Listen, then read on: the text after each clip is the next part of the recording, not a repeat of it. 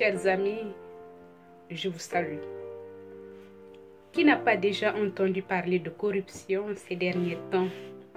Et malheureusement, c'est une question qui semble résister au temps. C'est une bien redoutable notion que celle de la corruption.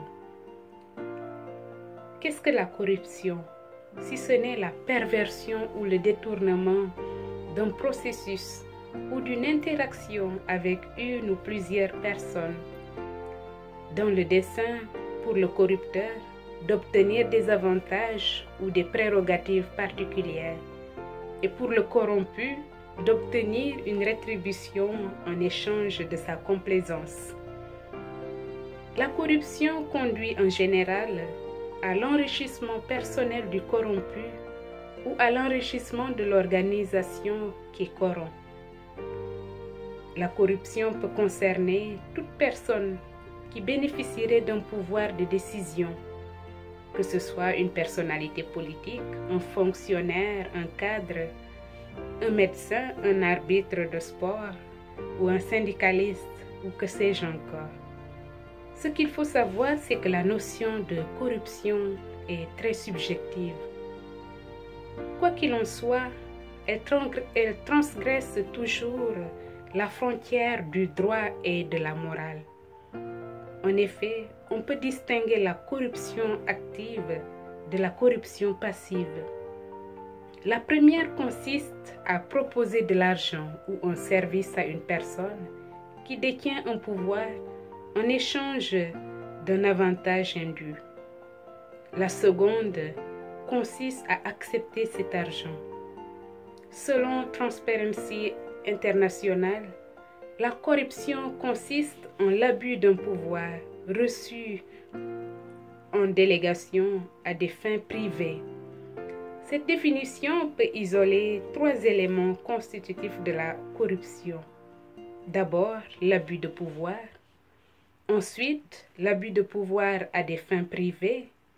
Et enfin, l'abus de pouvoir que l'on a reçu en délégation. Et pour Transparency International, il y a deux types de corruption.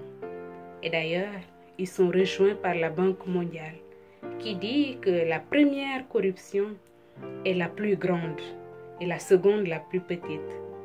La première consiste à un haut niveau où les décideurs politiques créent et appliquent des lois, utilisent leur position officielle pour promouvoir leur bien-être, leur statut ou leur pouvoir personnel. Quant à la seconde corruption, qui est la petite, c'est la corruption bureaucratique dans l'administration publique. Alors on peut se demander qu'est-ce qui motive une corruption? Qu'est-ce qui peut expliquer la corruption?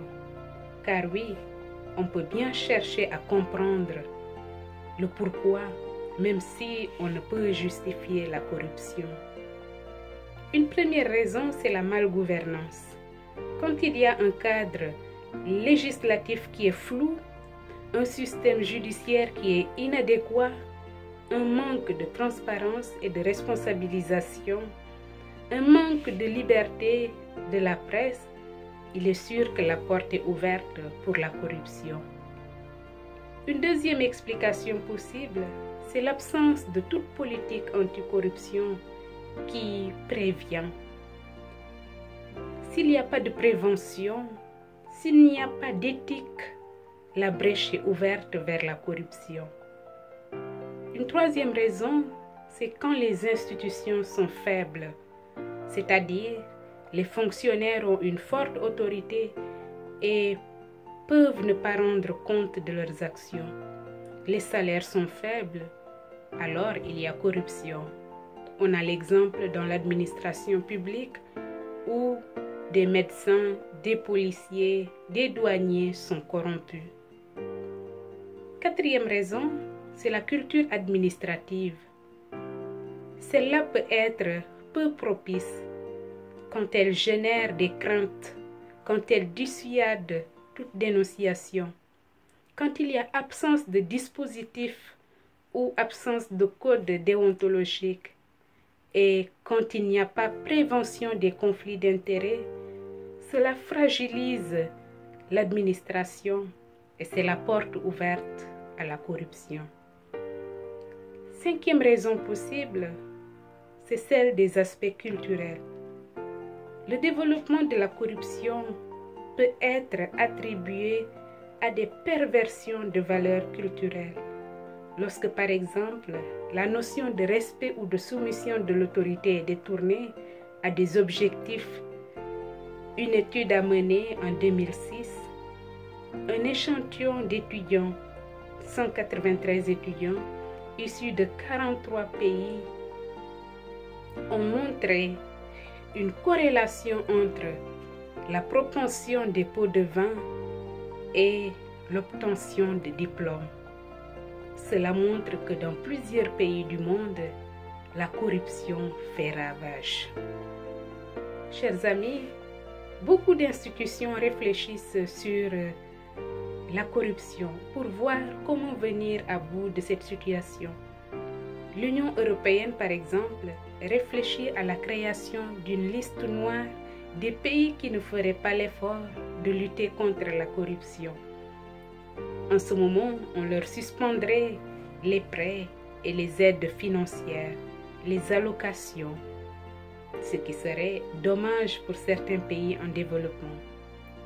L'Organisation internationale de la francophonie a organisé le 12 et 13 décembre dernier, 2019, un séminaire francophone pour prévenir, pour lutter contre la corruption et les droits de l'homme.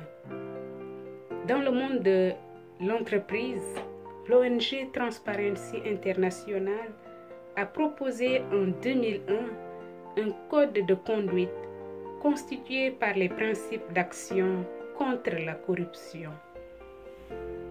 Chers amis, je ne pense pas qu'il y ait quelqu'un qui se complairait dans une société où tous sont corrompus ou où la majorité est corrompue.